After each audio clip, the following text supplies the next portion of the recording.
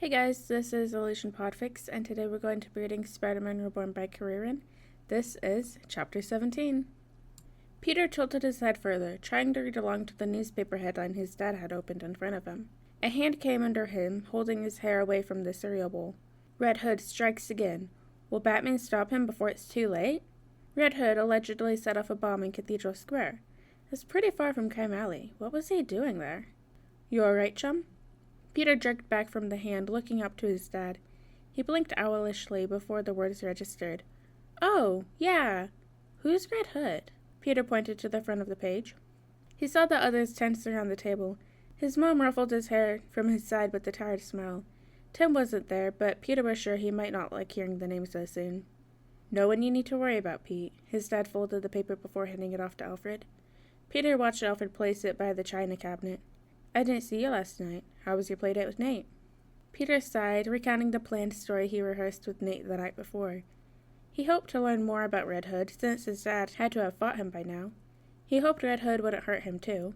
He couldn't exactly tell the man to be nice to Batman, though. Not without outing their secret identities in the process. After breakfast, Peter went up to his room. He would have to wait before he could plan another playdate. Maybe he could try and figure out who the Red Hood is so his dad didn't have to keep chasing him.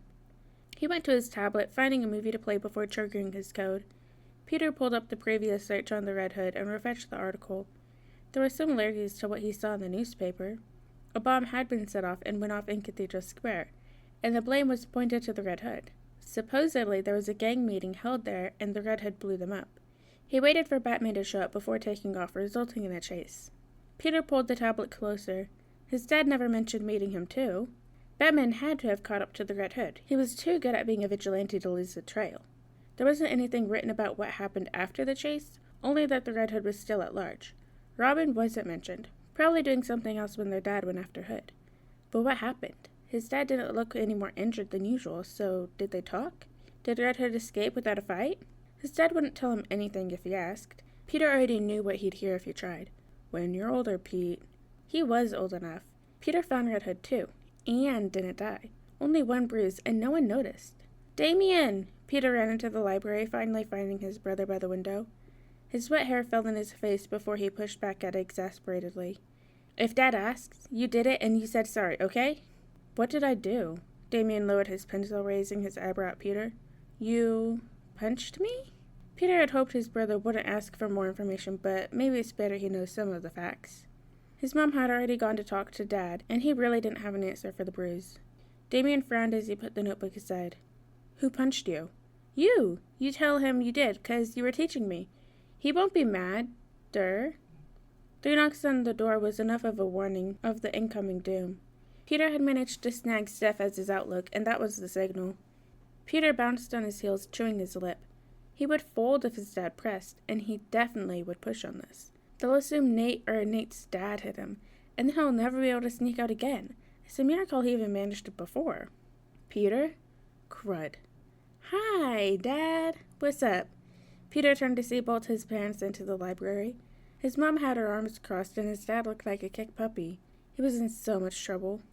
Your mother tells me you have a bruise. What happened? Peter glanced at his mom, seeing her only raise an eyebrow. He hoped he could do that too someday. The one eyebrow raise is extremely powerful, and Peter would be unstoppable once he learns to do it.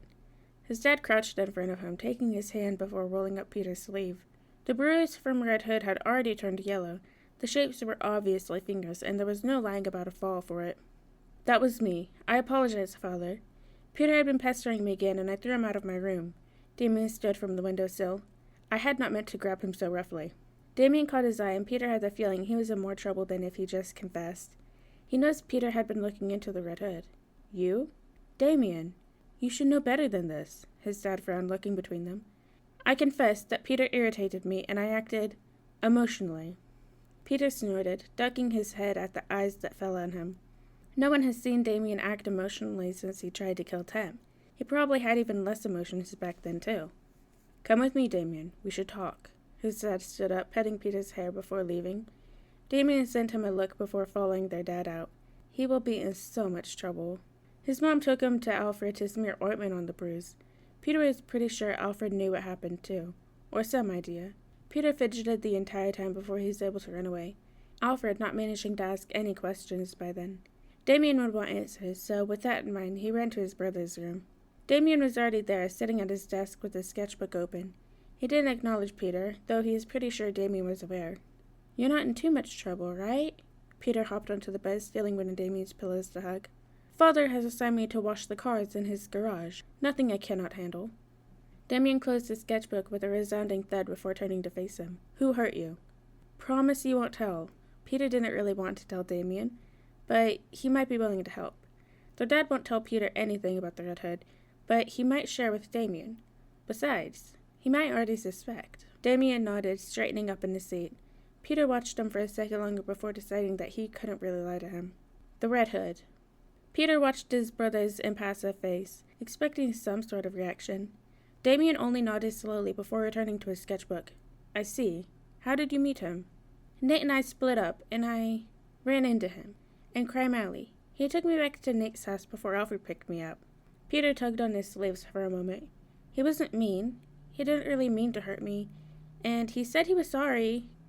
"He hurt you. That is inexcusable," Damian scoffed, focusing back on his drawings. "Leave him to father or myself." Peter huffed, dismissed now. He left Damian to his drawings. Leave Red Hood to his dad? No. The guy was a little mean, but he just didn't know any better right now. He's hurt too, and needs help. Peter was sure that if they were friends, he would be nicer. Maybe he would be a vigilante too. He only wanted to hurt the bad guys anyway. That's what heroes do. He just had to wait. 1 week and he'll go to Nate's again. He'll look for Red Hood again, and maybe he can help him. Peter considered his plan. He was sure his dad would be looking for Hood, so Peter has to find him without being caught by any of the vigilantes. He really does need to get a mask. "Stay with your chaperones, kids, no wandering," Miss Sweeney called in front of the group. Peter stood beside Nate, attempting to peer over the heads of his classmates at the Gotham Museum of Science. Peter was both excited and wary of the field trip, but he knew that after this week he could go find Red Hood. He just has to avoid any radioactive experience while he is here. Or it might actually help. The chaperone, Mr. Yarrick, led their group down the left corridor as the others split up. Their sheets were listed treasure hunt fun facts for all of them to fill out, which Peter had already finished during the bus ride. Maybe this will be fine. How likely is it for Peter to be bit twice by a radioactive spider on a field trip, really? The Hall of Storms had a fun tornado tube with kids rushing to line up for it. Peter skirted past it after splitting with Nate, who ran for the front. Ignoring his classmates, Peter went further in. His eyes skimmed the various paragraphs over storms and weather while his mind went to his current situation. Damian knows what happened. He hasn't told anyone either. At least, not yet. Would he tell their dad? Would he tell Dick? Peter had to go and talk to Red Hood again. There was something wrong, and he didn't think Hood is as bad as the news makes him out to be. Spider-Man was considered a menace in Queens if you listened to J. Jonah Jameson. Red Hood targeted criminals in the way the Punisher did. He believed he was right, and that's enough, right? Peter couldn't believe that he hurt Tim, but that had to be something different. A crime of passion, maybe. It was fueled by something that only the Red Hood knows. Peter needed more answers before he could really decide on anything else. The plasma globe caught his attention. Peter pressed his fingers along the glass as purple lines of electricity reached out. How was he going to talk to the Red Hood, or track him down in the first place? "Itty-bitty Peter Wayne," a high manic voice called, footsteps echoing as dead silence took over the room. "We haven't met yet. Old Bruce is keeping you away from me, is he?" Backing up from the globe, Peter whirled around to spot the man as gunmen in clown makeup rushed us around the room. His classmates screamed, breaking the silence as they ran, cowering behind Mr. Yarrick, whereas Peter stood separate from them. He shouldn't have wandered too far. The man's too large smile reminded him of the Green Goblin. His bright eyes and large smile coming close as Peter froze. His heart raced as distant laughter echoed in his ears, as Aunt May bled out. He shook as the green-haired rogue sauntered towards him. Loud wailing from the other kids stemmed as his blood pumping through his ears. "I'm your Uncle Joker, and you are coming with me." 2 gunmen stepped up beside him as they pointed said guns to Peter's head. The Joker turned swiftly before marching out of the Hall of Storms. "Batman's coming. Dad will be here." Peter followed them out of the hall. The museum foyer was lined with hostages as Peter stood as still as possible beside the Joker. The 2 henchmen stood behind him with their guns aimed at his head, should he try and run. He wasn't dumb enough to even try, but Peter wished there was something more he could do. The hostages were all situated around the room in a small cluster. Peter spotted his classmates huddled together near the giant solar system orrery. He could just see Nate near their chaperone with a panicked look as he stared back.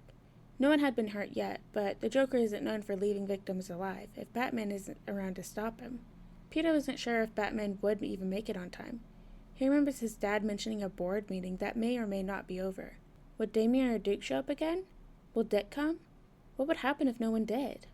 Peter wasn't Spider-Man yet, but he could still try to protect everyone while they waited. The Joker had since turned to rattling off orders to his men. Orders in regards to bombs and toxins. He can't let that happen. Not while he wasn't sure how long it would be before a rescue arrives. "Mr. Joker, sir?" Peter started, shifting the barest inch to strengthen his stance. "I gotta go to the bathroom." "I miss all the fun?" "Absolutely not." The Joker turned an exaggerated expression on his face as he looked down to Peter. "You'll be right here next to me." Peter eyed the clown warily as the man turned back to yell at his henchmen. He couldn't run. He couldn't fight them. Peter just had to wait for a rescue. It irked him to be left in the middle of all of this and be so helpless. He clenched his fist by his side and begged them to stop shaking as the clown's eyes left him. One henchman came forward with a collection of bulky items in hand. Peter straightened at the sight, spotting the vest beneath it, all the extra additions to it. Green and purple vials and wires over it as the goons shifted the items. Peter took a step back as the men approached him, only stopped by a muzzle of a gun pressing against his skull. "Now you'll be a good boy, won't ya? Let my good friend Robbie, Derek, put this on ya." The Joker crowed, face splitting in a too-wide grin. Ice slid down his back as Peter froze in place once again. He couldn't do this. The Joker was just like the Goblin, and Peter couldn't. He wanted to run. He wanted to save everyone, but he really, really wanted to run. The man took the opening, fastening the oversized vest to Peter while tightening the straps and shifting the wires to various locations. Peter watched attentively, taking note of each strap and each wire as the heavy vest weighed him down. He forced himself to focus on the steps the men took to attach it. He'll need to know this. He has to focus. Where was Batman? When was he coming? "No, wait here like a good little boy. Batsy should be here soon." The Joker giggled, pacing the room with the translucent canisters with the same green liquid. "You'll want front stage seats for this show." The Joker turned to his men once again, arms spread out on either side as he cackled at the cries of Peter's classmates. "One person dies with each minute Batsy's late. Don't want him just watching, after all." A person per minute? His dad would never make it before people start dying, and he'd rush even more with Peter trapped in the center of it all. He forced himself to breathe, slower as his heart raced at the words. He couldn't let them get hurt while they were here. Peter flinched at the first gunshot, his eyes instinctively shutting at the sound, as high-pitched screams erupted from one side of the hall. A cold hand gripped his chin, his eyes flying open to stare into the frenzied green eyes. His breath hitched at the gaze, calculating and bright. The Joker was practically beaming as he grinned down at Peter. "Nuh-uh, Petey, you're gonna watch this." Peter's face was pushed roughly in the direction of one of the huddle where people have cowered closer together. A man's body laying prone nearby as blood seeped from his head.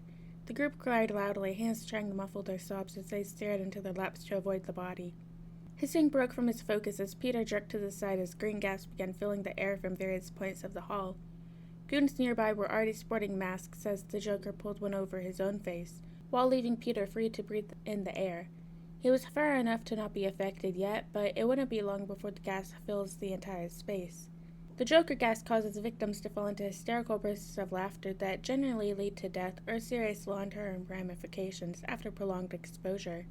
Peter was curious of the components. He wanted to break it down if he could, though he knew for a fact his family had the antidote for this already.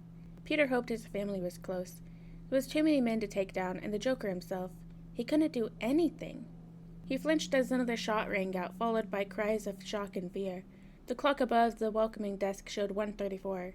His dad had to be close. He knew about Peter's field trip, knew he would be here. The Joker's arrival had to be on the news by now. There was no way that many people got inside with guns and makeup without attracting attention. Glass rained down on them as a figure dropped through the ceiling, in answer to his prayers. Peter jumped when both thugs behind him fell to the ground as Batman stood full height. He could just make out Orphan slipping with Robin at her tail from one side and Spoiler dropping from another side of the ceiling. The relief was palpable when Peter finally met his dad's mask, the white film hiding his blue eyes. He knew his dad would be here soon. He knew Batman wouldn't be late. He was safe now. I have him. Nightwing landed beside Joker, ushering his dad in the direction of the Joker, who cackled loudly by the Hall of Aviation. Peter couldn't even blink before his dad moved. Let's get you out of that, bud. His brother moved him further from the fighting that began, warning him to stay still. Dick got to work on the various fastenings as Peter watched his brother clip various wires. One vial, a mixture of purple and green swirling inside, rattled as Nightwing's fingers ghosted over the wire connecting to it. He studied it for a long moment as Peter waited anxiously. The fight behind him was dying down as Robin tore through the henchmen with Spoiler rushing past them. He was safe. His family was all here. They will get everyone out. They'll save the day. A sharp gunshot startled Peter as he let himself relax in his brother's attention. Glass shattered from his vest as a bullet passed through between them. Peter jumped back as the purple and green tincture fell from his vest, soaking his shoes. A whimper broke past his lips as the shoes smoked, hissing and bubbling where they stood. Nightwing cursed, lifting his feet in turn to tear the shoes off. Peter stumbled from the sudden motion, falling back as his feet burned. Peter spotted the spider crawling out from the vest just as he landed. The little arachnid landed in the concoction before curling in on itself just as fire coursed through his veins. The fire took over his senses as darkness melted into his vision. Peter's face was pale and sweaty, eyes scrunched just as he shifted and rocked from the nightmares chasing him. The towel had been replaced nearly 10 minutes ago, and it did next to nothing for his fever. Bruce reached out, a hand gently combing through his sweat-soaked hair as he took a seat beside his son. The Joker had made some new variation of the Joker venom which had incidentally been tested on his son, something that only reached his feet and somehow led to this. Dr. Tompkins looked him over, and Tim had help with the lab work, yet nothing concrete had come up. His feet had begun healing, a faster rate than should be possible for a non-meta. Tim found some traces of radiation coming off Peter's burnt shoes, but the amount was too small to cause this. Even Duke had made a mention of Peter's aura changing. There had to be something they were missing, but without Peter to tell them what he's seen, witness statements were just as unclear. There was nothing more they could do but wait. Peter's blood had been altered, changed in some way they haven't identified. His DNA had something new added to it that Tim had been spending countless hours trying to identify. This change supposedly is the cause of Peter's fever, as well as the healing. The cause for the whole situation is the waiting for him to wake up. Whatever new concoction this was, it felt disjointed. The Joker would never make a compound that didn't have some flair to it. This was too subdued for the rogue. He had no way of knowing the shift in DNA, and if he did, he wouldn't have allowed Peter to be rescued. No, this was unforeseen, and the Joker couldn't have predicted it. Whatever the change leads to, they couldn't allow the Joker to learn about it. Bruce wanted to focus on it. He wanted to track down everything he could on this, but that would mean leaving his son aside, and leaving the manor where he rested. Batman should be out there looking for components and the ingredients and tests. He should be looking for the lab it was made in and who helped in its creation. Batman should, but Bruce couldn't. Bruce couldn't leave his son. Not now. Not ever, if he could help it. He was too late. Again. Wake up, chum, Bruce begged quietly, staring at his son. Ever since Peter had been born, he had brought life to the manor in a way it's always been missing. When he first brought Dick home, the house had laughter. Jason brought rebellion and drive. Tim was studious and dedicated.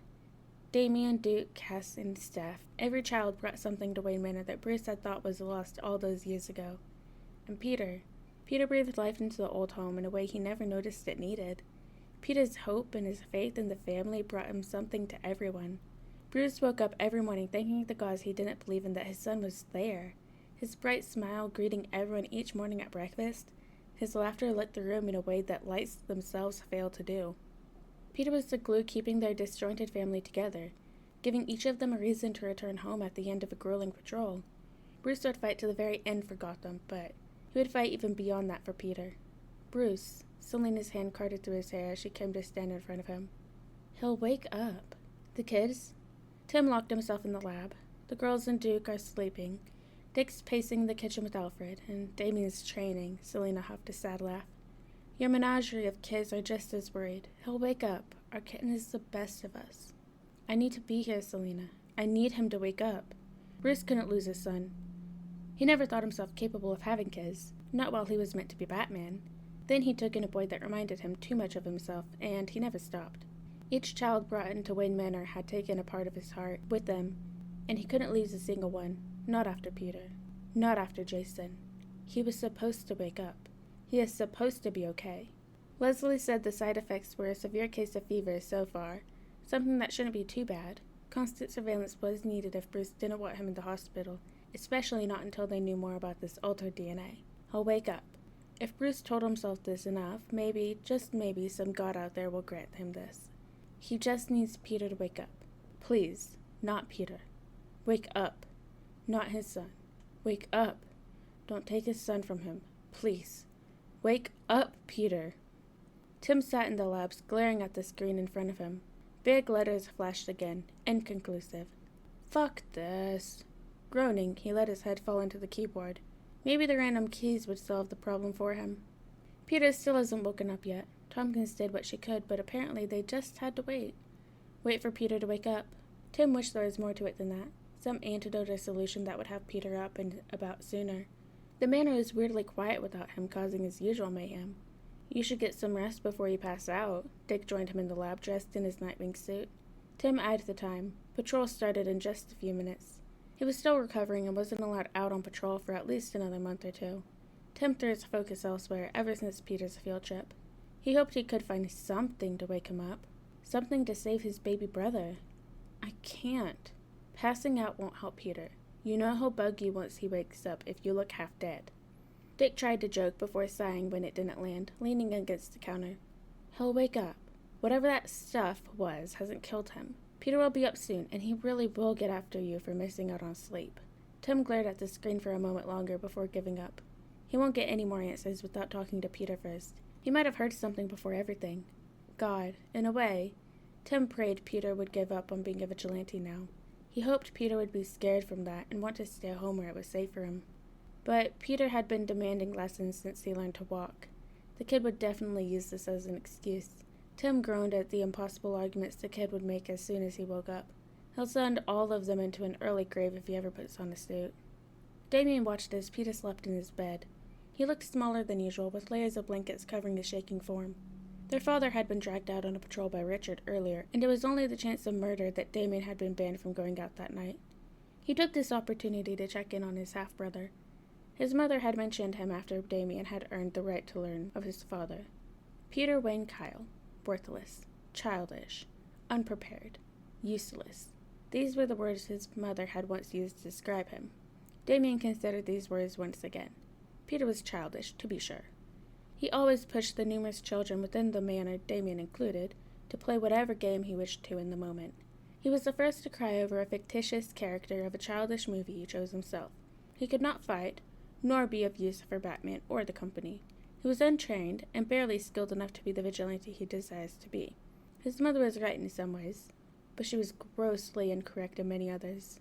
Peter was not useless. His brother was not unprepared, despite his lack of training. His brother had something Damian lacked, a golden heart. He wished hard for the good in life, and stopped at nothing to achieve it. While many civilians may dream and whine, Peter stood tall and faced his troubles, beating the wall back to make room for the good. Damian envied him in that way. Peter always saw the good, even in Damian despite his actions when he first arrived. He never gave up hope when he truly believed in something. While Peter may be unassuming, it was not for a lack of anything at all. Peter held a mind far beyond his years. He took in lessons like a sponge and found ways to slither around a situation like a snake. Damian knew that Peter would be the best Robin yet, no matter how much that thought may hurt. "Wake up, brother. We are waiting," Damian sighed, poking Peter's cheek parallel to the moment he had done so to wake Damian some mornings. Childish, but full of heart that was beaten from Damian early on.